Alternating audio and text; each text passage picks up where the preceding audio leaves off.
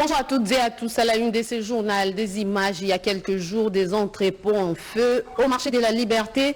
Musée Laurence Désiré Kabila à Massina, un incendie d'origine inconnue qui a tout consumé. Le chef de l'État, Félix-Antoine Tshisekedi Tshilombo, s'est rendu sur les lieux du drame. Des images à suivre dans ce journal. En sécurité, dans la partie est du pays, la République démocratique du Congo se mobilise aux côtés des autres partenaires pour y mettre définitivement fin. Un accord des partenariats a été signé entre l'Allemagne et les PNUD dans l'optique de mettre en place des mécanismes susceptibles d'endiguer l'insécurité dans cette partie du pays. D'autres précisions dans ces journaux. Bienvenue à toutes et à tous. Diaspora congolaise, acteur des développements et des luttes contre la pauvreté, c'est autour de ces thèmes que vient de s'ouvrir à Kinshasa le forum sur l'apport de la diaspora. Forum dont les travaux ont été lancés par le chef de l'État, Félix-Antoine Tshisekedi Tshilombo, qui dans son adresse a salué l'apport de la diaspora dans les efforts de développement, tout en insistant sur la mise en place des mesures incitative pour plus d'investissement. Nous y reviendrons avec force détail dans nos prochaines éditions d'information. L'inspection générale des finances, fer de lance de la politique du chef de l'État, Félix-Antoine Tshisekedi Tshilombo, dans la lutte contre la corruption, s'est doté d'un amphithéâtre pour une formation permanente des inspecteurs, une cérémonie présidée par le chef de l'État que vous avez suivi hier en direct sur nos antennes. Amphithéâtre qui porte le nom de Félix-Antoine Tshisekedi Tshilombo. Suivez cela en images et commentaires. Félix-Antoine Tshisekedi Tshilombo, c'est le nom de l'amphithéâtre de l'Inspection générale des finances, inauguré ce mardi 16 novembre 2021. La cérémonie s'est déroulée en présence du président de la République, Félix-Antoine Tshisekedi Tshilombo, de la gouverneure de la Banque centrale et plusieurs autorités politico-administratives au sein même de l'IGF sur l'avenue des Hauts Commandements dans la commune de Gombe. C'est pour la première fois qu'un chef de l'État foule ses pieds dans les installations de l'IGF depuis sa création le 15 septembre 1987. Prenant la parole, Jules Alinguete, inspecteur général de l'IGF, explique que l'inauguration de cette bâtisse s'inscrit dans l'ordre de la bonne gouvernance prouvée par l'Inspection générale des finances. Excellence, Monsieur le Président de la République, chef de l'État, votre présence en ce lieu doit être perçue comme un message fort que votre autorité lance à l'endroit de tous les gestionnaires publics pour qu'ils s'imprègnent de la bonne gouvernance prônée par votre excellence et qui implique la redynamisation ainsi que la revitalisation de la fonction contrôle, et c'est à tous les niveaux de l'État. Aujourd'hui, dans notre pays, grâce à la lutte contre la corruption et l'impunité, qui constitue l'un des piliers importants de votre mandature, tous les gestionnaires à tous les niveaux et sans exception rendent compte. Sous le leadership de votre autorité, la République démocratique du Congo se met petit à petit sur l'orbite de la bonne gouvernance souhaitée par tous, y compris ses partenaires extérieurs. Construit au standard international, l'amphithéâtre Félix-Antoine Tshisekedi Tshilombo a une capacité d'accueil de 120 places. Il servira à la formation permanente des inspecteurs des finances.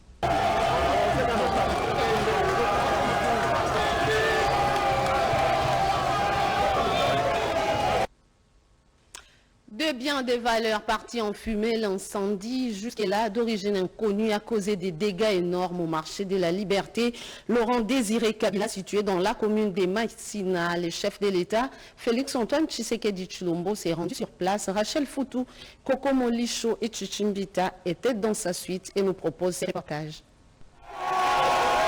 Une surprise plutôt agréable ce mardi à la mi-journée pour la population du district de la Tchangou par la visite du président de la République Félix-Antoine Tshisekedi Tshilombo.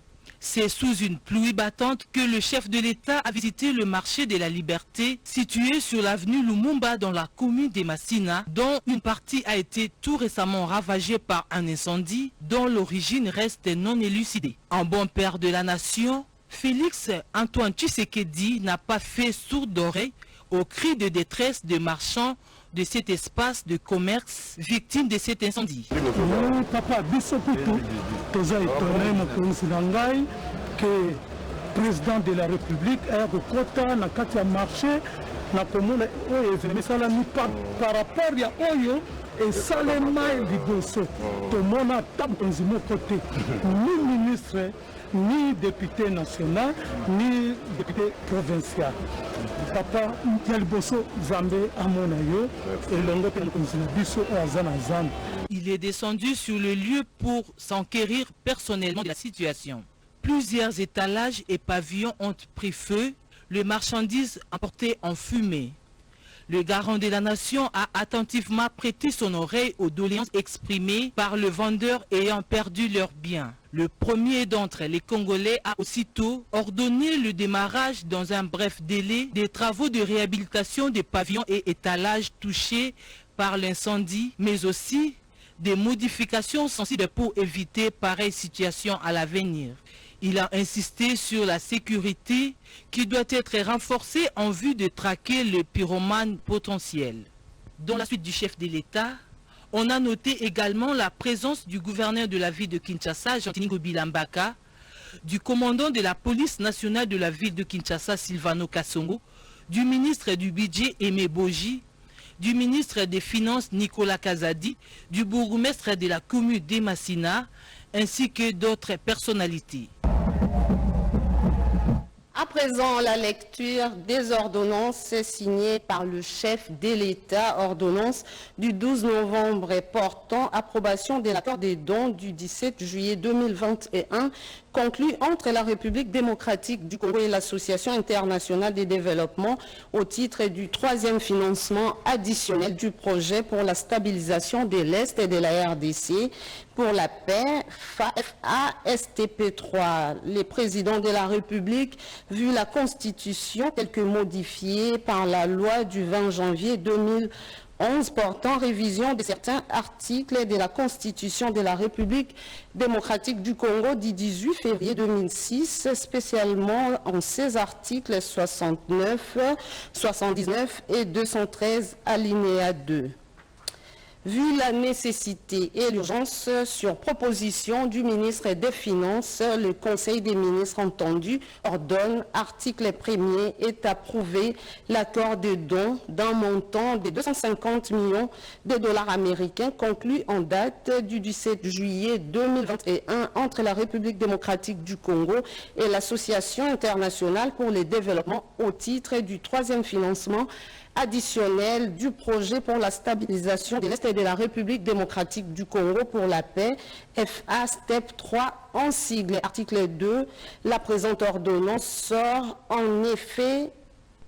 ses effets à la date de sa signature faite à Kinshasa le 12 novembre 2021. Félix Antoine Tshisekedi Tshilombo, président de la République, Jean-Michel Samankole Kyenge, Premier ministre, pour copie certifiée conforme à l'original, les cabinets du président de la République, Guilain Nyembo Mbouizia, directeur des cabinets.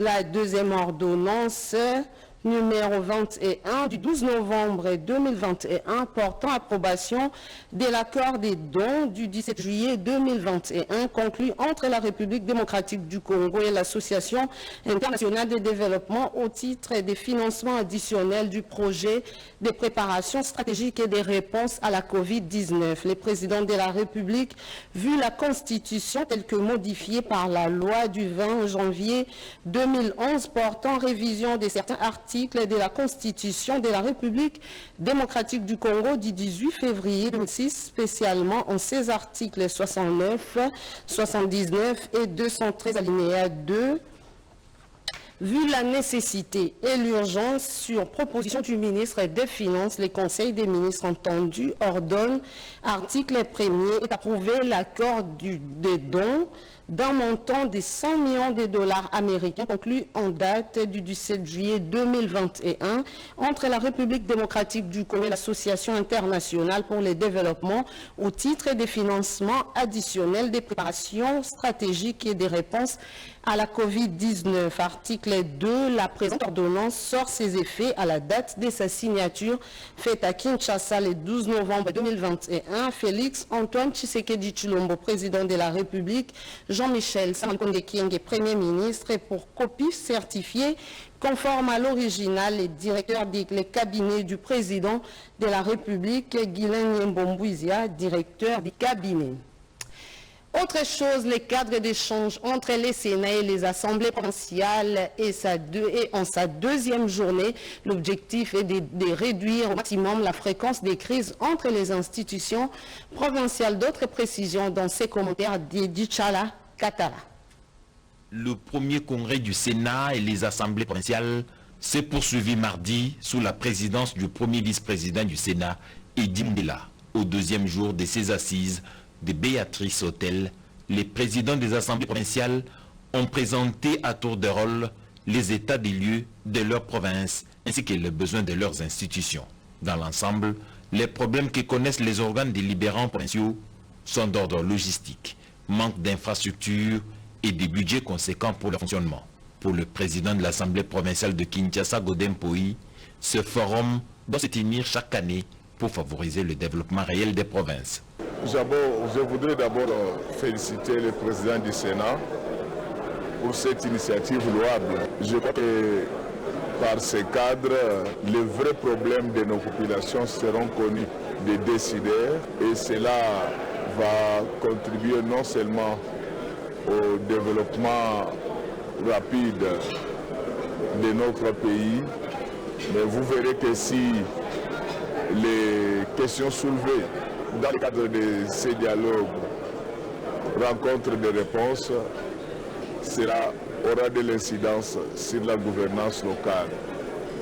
C'est pour dire que c'est ce cadre qui manquait pour faire entendre la voix de la population. Et ma supplique, c'est que ça ne soit pas seulement une première, mais qu'il y ait encore d'autres rencontres, pas de manière ostentatoire, mais pour travailler effectivement sur le développement à la base. Il faut noter que les travaux de ce premier congrès, Sénat et Assemblée provinciale, vont se clôturer jeudi 18 novembre à Kinshasa. Pour la première journée, mercredi, les participants ont échangé sur 3 thématiques, à savoir la fonction de contrôle de l'Assemblée provinciale, la fonction de rédaction des édits et la fonction de représentation des élus provinciaux. Le gouvernement tient mordicus à la réussite de l'organisation du 9e jeu de la francophonie en République démocratique du Congo. Le Premier ministre Jean-Michel Sama Lukonde Kyenge a reçu la délégation du comité d'organisation de ces jeux, Pati Tondong Kizunda, Marcel Moubenga, Bienvenue Loussala et Julien Piana pour les reportages. C'est un échange effectué sur les préparatifs de la 9e édition des Jeux de la francophonie que la directrice du comité international d'organisation de ces Jeux a eu avec le Premier ministre Jean-Michel Sama Lukonde Kyenge mardi 16 novembre 2021 à la primature. Zéinamina de retenir cet entretien avec les chefs du gouvernement, la détermination et l'engagement ferme du gouvernement Sama de tout mettre en œuvre pour la réussite totale de ces Jeux qui met en commun les pays qui en partagent la langue française. Nous avons eu l'assurance de son Excellence le Premier ministre, encore une fois l'engagement de l'État de la République démocratique du Congo pour l'organisation de ces Jeux dans les meilleures conditions et la mobilisation de toutes les équipes et moyens pour les organiser dans les meilleures conditions. C'est un engagement total et un engagement de la part également de son Excellence le Président de la République. Déjà, les projets de budget 2022 dont l'économie a été présenté par les chefs de l'exécutif national, Jean-Michel Sama Lukonde Kyenge, le lundi 15 novembre 2021 à l'Assemblée nationale, réserve une part à l'organisation de la 9e édition des Jeux de la francophonie qui se tiendra en août 2022 à Kinshasa. Les documents entrent en vigueur le 1er janvier 2022. Il s'agit des tarifs douaniers à jour alignés sur la nouvelle version du système harmonisé. Les experts de l'administration douanière du pays en atelier ont réfléchi sur son application. Suivez cela en images et commentaires.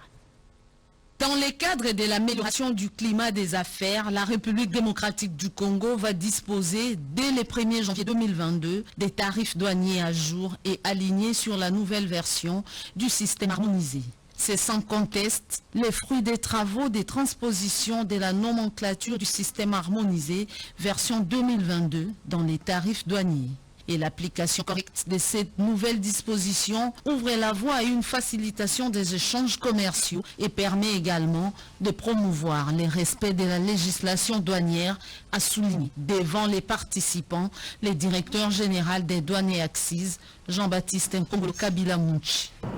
La mise en œuvre de cette nouvelle nomenclature permettra à la RDC de se conformer à ses engagements internationaux à l'égard de l'Union africaine dans le cadre de la ZLECAf, notamment en matière de concessions tarifaires pour la libéralisation du commerce africain, en matière de règles d'origine préférentielle et de la mise en application du tarif préférentiel de la ZLECAf.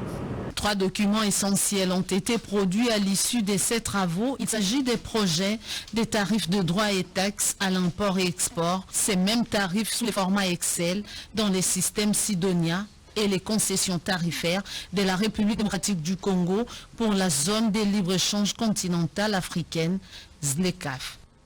Je le disais dans les titres, près de 2 millions d'euros pour la stabilisation de la partie est de la République démocratique du Congo. La République fédérale d'Allemagne, par le truchement du PNUD, vient de disponibiliser ces montants à travers cette signature d'accord des partenariats, comme en témoignent ces reportages de Joseph Oscar Malkaïch.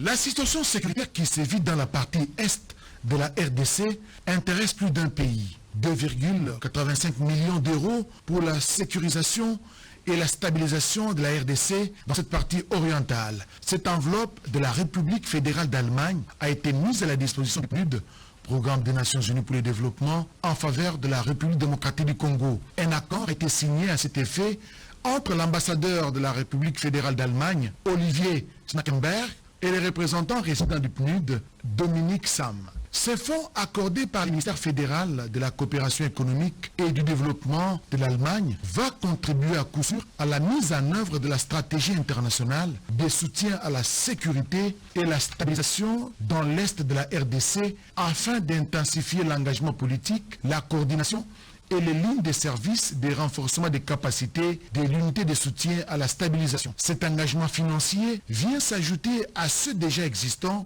pour mettre en œuvre de nouveaux projets et prévenir ainsi des crises et conflits à répétition enregistrés dans cette partie de la RDC. La ministre du portefeuille, Adel Kainda Mahina, s'est entretenue avec une délégation des investisseurs sud-africains au centre des échanges, la possibilité de relever les entreprises publiques congolaises. Angèle Mabiala Landou et Eli Tumba ont signé ces reportages. La Caisse générale d'épargne du Congo, Cadeco, est une entreprise financière et publique de la RDC qui gère des caisses d'épargne, mais elle rencontre plusieurs difficultés dans son fonctionnement. Il faut une Cadeco rénovée, de fond en comble, a décidé la ministre d'État en charge du portefeuille. Aaron Sefou, directeur général de l'entreprise, portant son nom, s'engage avec des investisseurs sud-africains à réhabiliter la Cadeco. Pour la princesse Adel Kainda Mahina, il faudrait que cette banque puisse arriver à concurrencer les banques privées. Cette restructuration profonde doit créer la confiance avec les clients qui doivent être convaincus que leur argent est logé en lieu sûr. Nous allons parler vraiment de la pire digitalisation au niveau des centres urbains, que l'impulsion sera donnée à la Cadeco basée à Kinshasa, qui va devoir maintenant impliquer tous ces systèmes pour que les autres puissent trouver l'adhésion, parce qu'il s'agira effectivement de la gestion de proximité. Une fois le système national de paiement installé, l'automatisation du système pour la transparence des transactions est assurée. Avec cette banque, l'on a la possibilité d'avoir la visibilité sur toutes les transactions qui se déroulent dans le système. La Cadeco a donc tout intérêt de bénéficier de services de cette banque. Et les fonctionnaires, eux, ne sont pas en reste. Ils pourront toucher leur salaire dans le coin et recoin de la République démocratique du Congo. Et c'est là en temps réel. Depuis Pretoria, Eli Tumba, Angèle Mabiala Landou pour la radio-télévision nationale congolaise. L'Arabie Saoudite s'apprête à l'ouverture de son ambassade à Kinshasa dans les tout prochains jours et compte investir dans quelques domaines en République démocratique du Congo. C'est ce qui justifie cette séance de travail tenue à Rotana entre la partie congolaise et saoudienne. Des précisions avec Luxon Kabala et Fiston Mounouma. Coopération République démocratique du Congo et l'Arabie saoudite se portent bien avec l'ouverture à Kinshasa de l'ambassade saoudienne, ce qui traduit la présence de ces deux parties dans cette séance de travail. La partie congolaise, représentée par le directeur-chef des services au ministère des Affaires étrangères, direction Afrique et Moyen-Orient, Gérard Mbala Kabushi, et le chargé d'affaires RDC Arabie saoudite, Sita Franci, en face de la délégation saoudienne représentée par Al-Antous. Les deux parties ont convenu pour l'ouverture de l'ambassade saoudienne à Kinshasa et entrevoir la possibilité d'investir dans le domaine pétrolier, touristique et commerce. عاصمة الكونغو الديمقراطية. L'ouverture de l'ambassade de l'Arabie saoudite ici à Kinshasa. En ouvrant notre ambassade ici, nous souhaitons d'abord affermir de très bonnes relations diplomatiques dans le domaine politique, dans le domaine économique, dans le domaine sécuritaire comme dans le domaine social. Donc, l'ouverture de cette ambassade va permettre à passer une vitesse supérieure pour mettre en pratique les différents projets dans les différents secteurs. La matérialisation de cet accord signé depuis le 1er février 2021 a occasionné la remise de quelques présents, notamment des faucons, pour sceller cette coopération.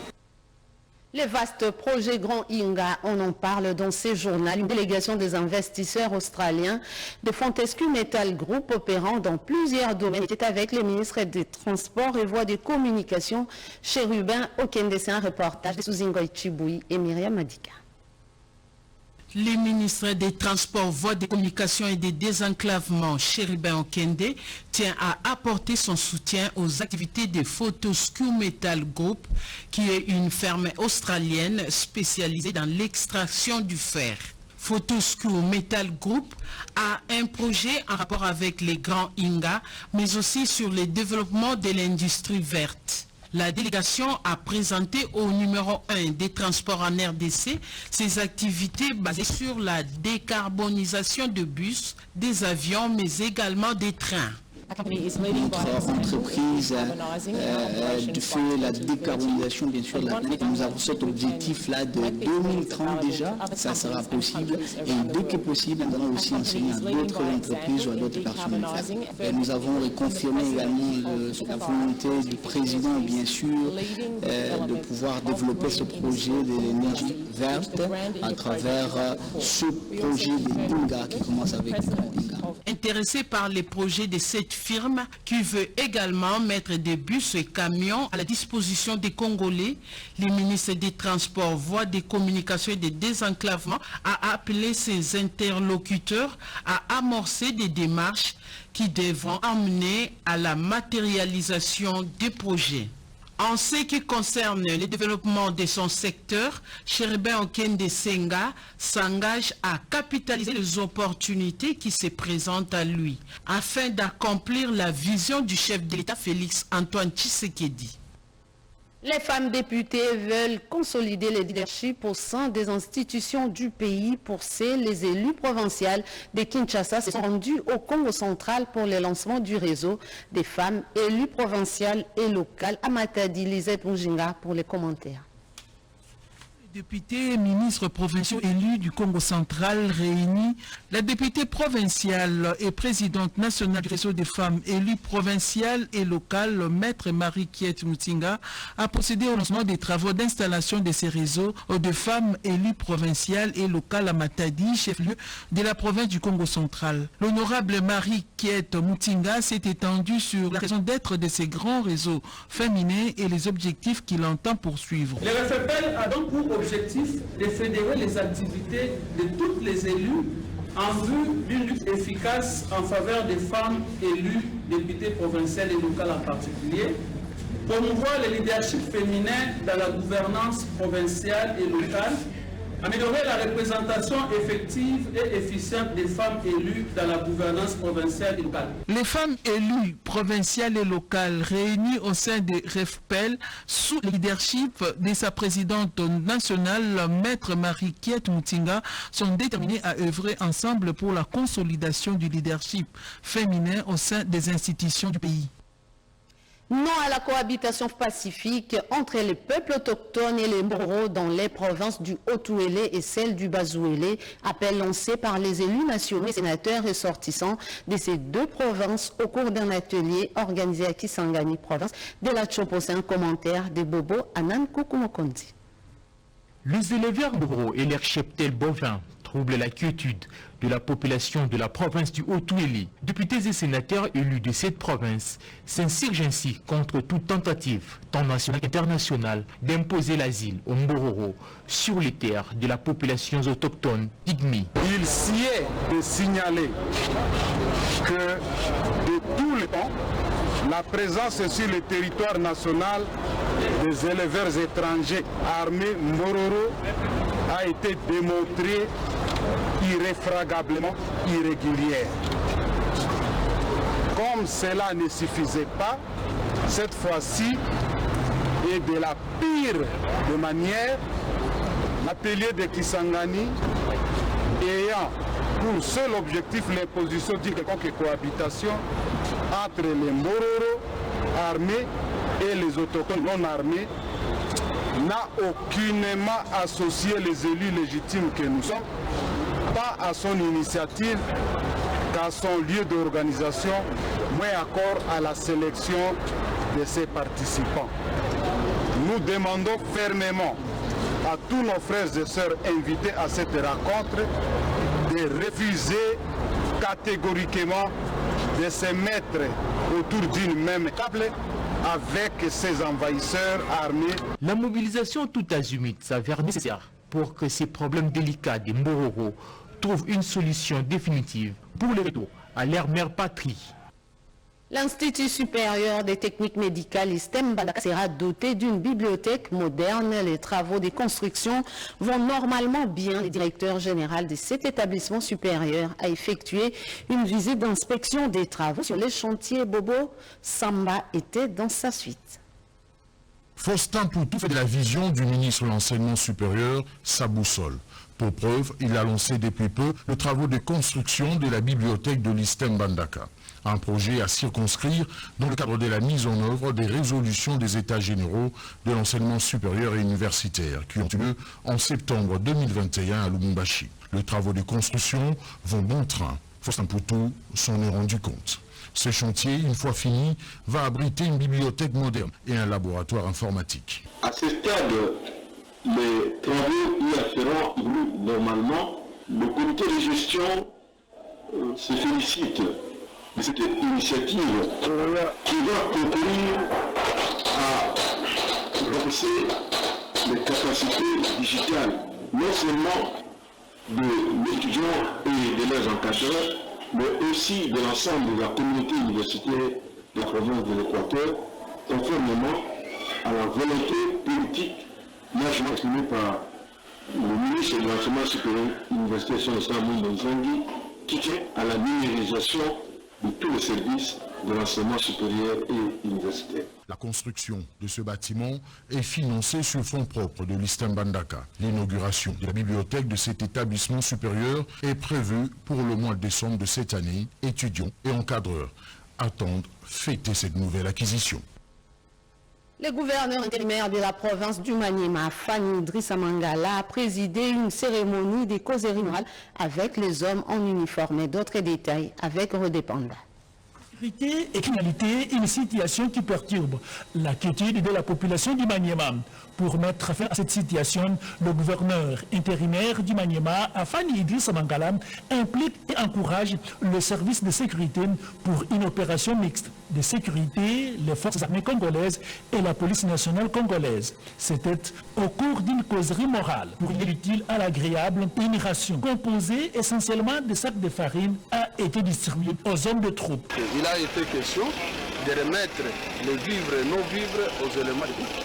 Et surtout à ce qui concerne la criminalité dans la ville de Kourou, il y a des éléments qui ont été réquisitionnés pour passer de patrouille mixte entre FARDC et éléments de la police. Donc, je viens d'appeler les éléments de groupe, la FARDC et les éléments de la police à la vigilance tout azimut pour essayer un peu de mettre nos éléments en alerte maximum. Très satisfait de ces réarmements moraux de la part de l'autorité provinciale, les militaires et policiers dans le Maniema ont promis d'accomplir leur mission suivant les instructions du commandant suprême, le chef de l'État Félix Antoine Tshisekedi Tshilombo, instructions relayées en province par son représentant, le gouverneur Idriss Mangala. Le marché moderne est dédié à la première dame de la République, Denise Nyakeru Tshisekedi, pour la population de la ville de Kindu, province du Maniema. Le gouverneur intérimaire du Maniema a posé la première pierre pour la construction de ces marchés, nous dit Rodé Panda. Ce que sera le marché moderne Denise Nyakeru Tshisekedi dans la ville de Kindu. Ces images de la maquette font une présentation détaillée. Plus de 700 vendeuses et vendeurs, essentiellement des femmes, vont équiper des étalages, compartiments et boutiques. L'ingénieur dévoile la composition de ces marchés. Les travaux consistent à la construction d'un pavillon unique d'une surface de 571 mètres carrés, la construction de 13 boutiques de 9 mètres carrés chacune, et enfin l'installation d'un kit solaire pour l'éclairage de toutes les installations du marché.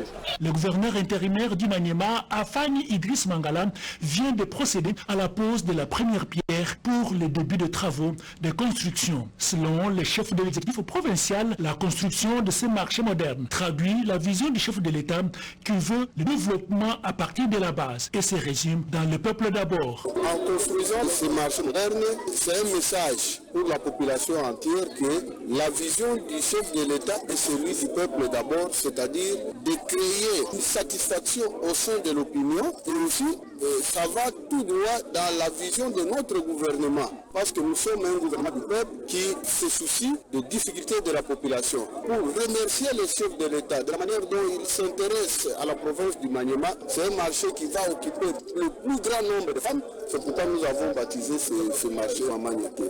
Avec ces nouvelles infrastructures socio-économiques de base, au grand bonheur de la population de Kindu au Maniema, le bilan de Afani Idriss Mangala s'élargit. Fin de ce journal de Nadine Kilosho Mastadjabou réalisé par Rodé Panda et Ramada Poki. Madame, Messieurs, merci à vous de l'avoir suivi. L'actualité revient à 19h avec Séverine Pascal Katandakamba. Au revoir.